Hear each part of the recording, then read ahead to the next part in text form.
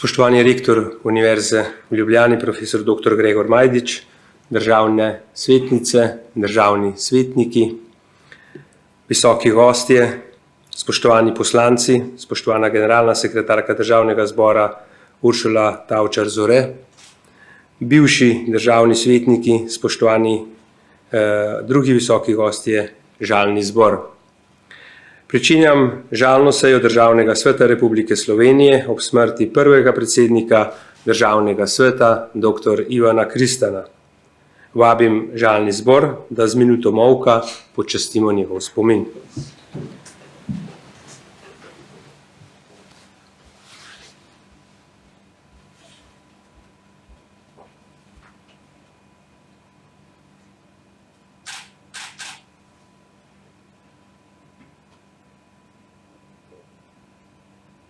Počivaj v miru.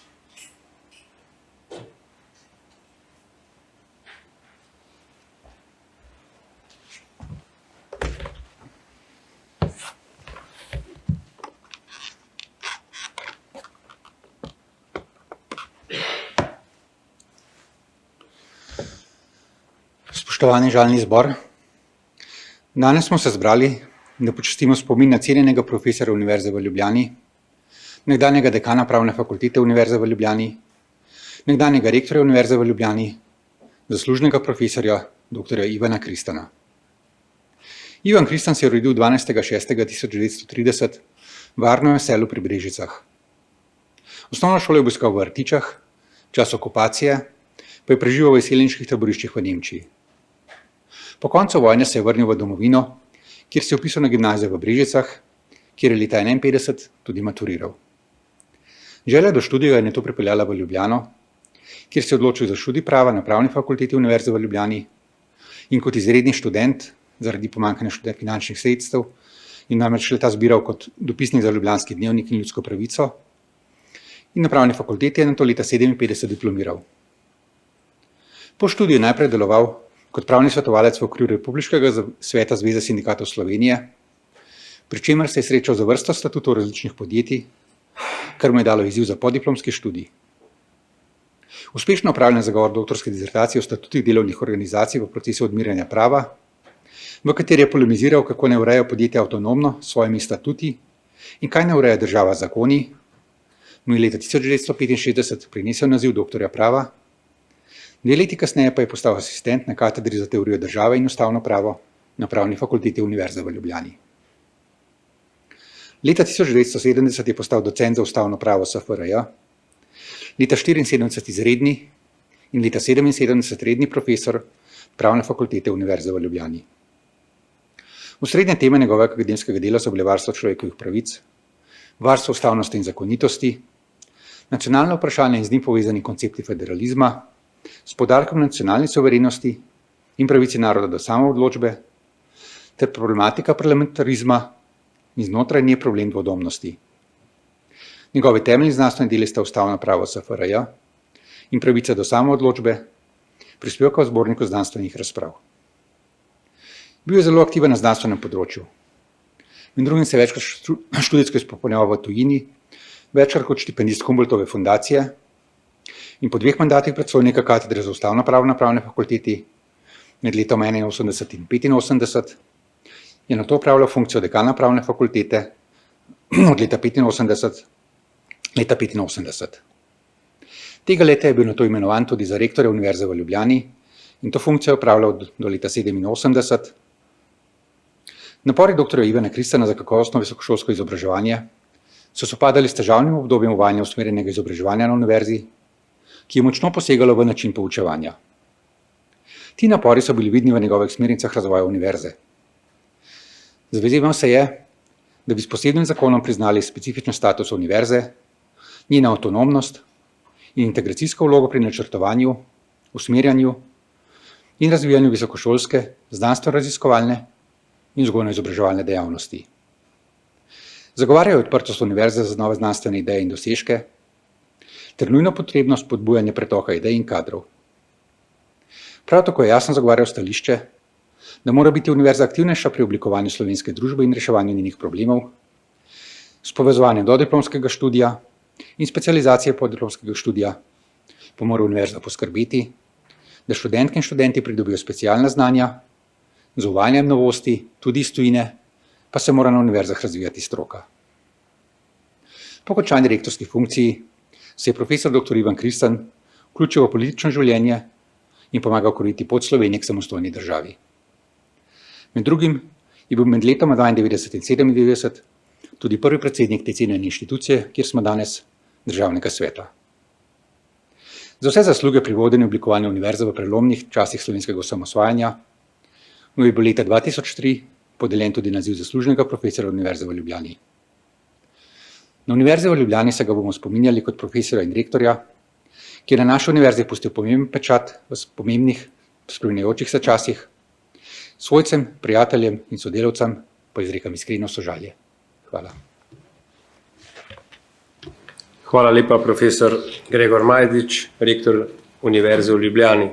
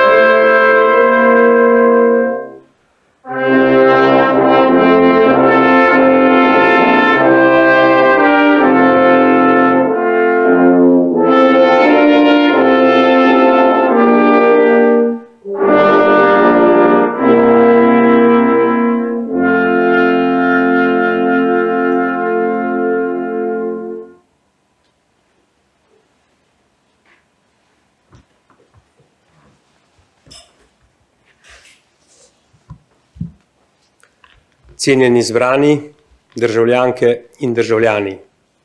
Danes smo se zbrali v dvorani Državnega sveta, da bi se spomnili in počastili izjemnega človeka, dr. Ivana Kristana, prvega predsednika Državnega sveta Republike Slovenije. V prvem mandatu je Državni svet pod vodstvom dr. Ivana Kristana vložil 10 zakonodajnih iniciativ, eno zahtevo za razpis zakonodajnega referenduma in 14 zahtev za presojo ustavnosti in zakonitosti, od katerih je bilo 9 uspešnih. Poleg tega je Državni svet izglasoval 34 odložilnih vetov.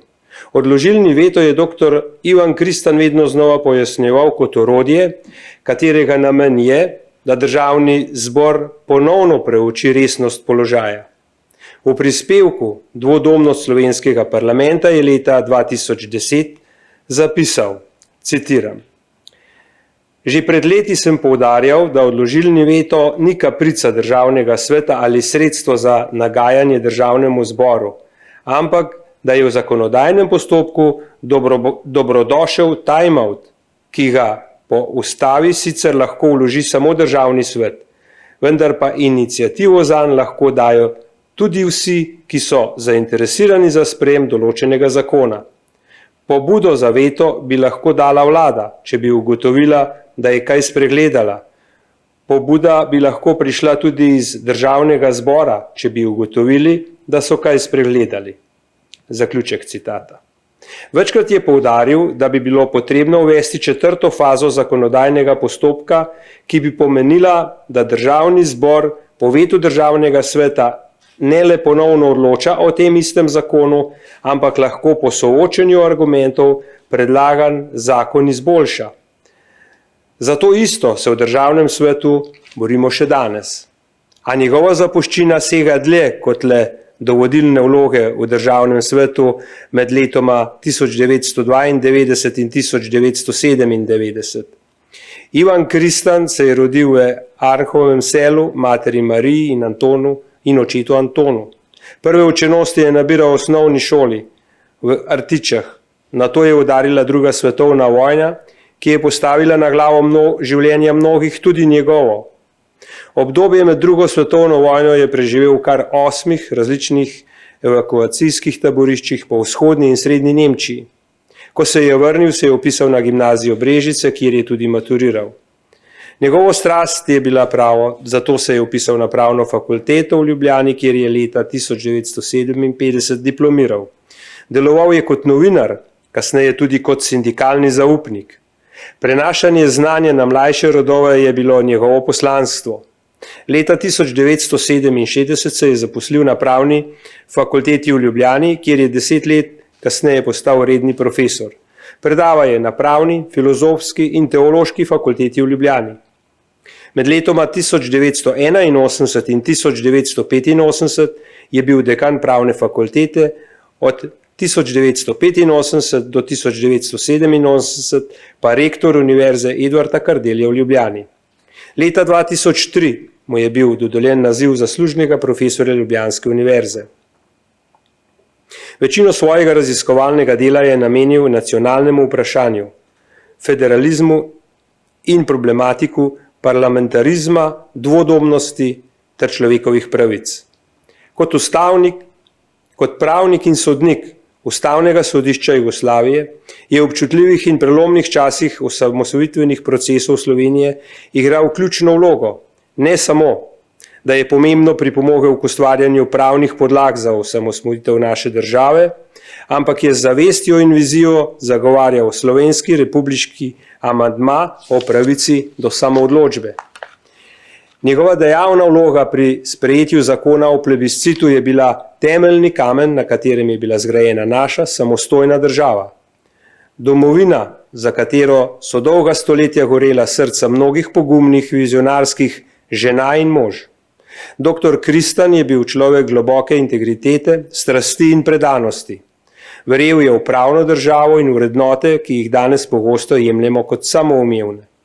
Njegova zgodnja mladost in težke preizkušnje pričajo o trdnosti in neomajnosti njegovega značaja. Kljub temu, da je preživel grozote koncentracijskih taborišč, ga to ni zamajalo v njegovi veri, v človeka in v dobro. Morda so bile prav te izkušnje tiste, ki so ga še utrdile v odločenosti in predanosti pravici, demokraciji in svobodi.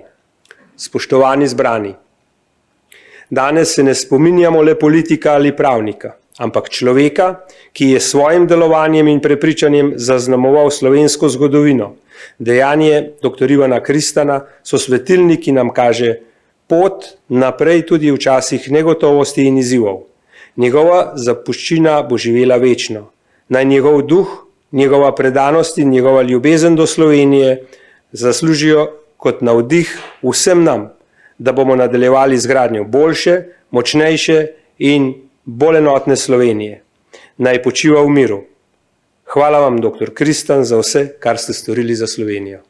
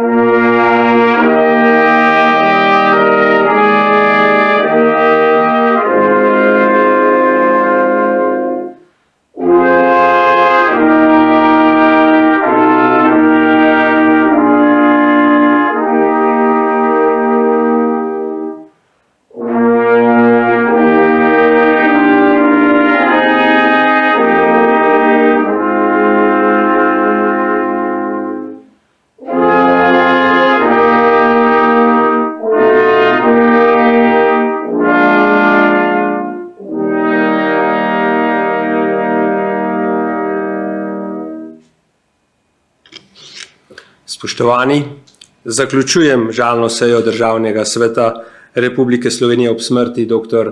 Ivana Kristana. Njegovim svojcem v imenu Državnega sveta in celotnega žalnega zbora izrekam iskreno sožalje.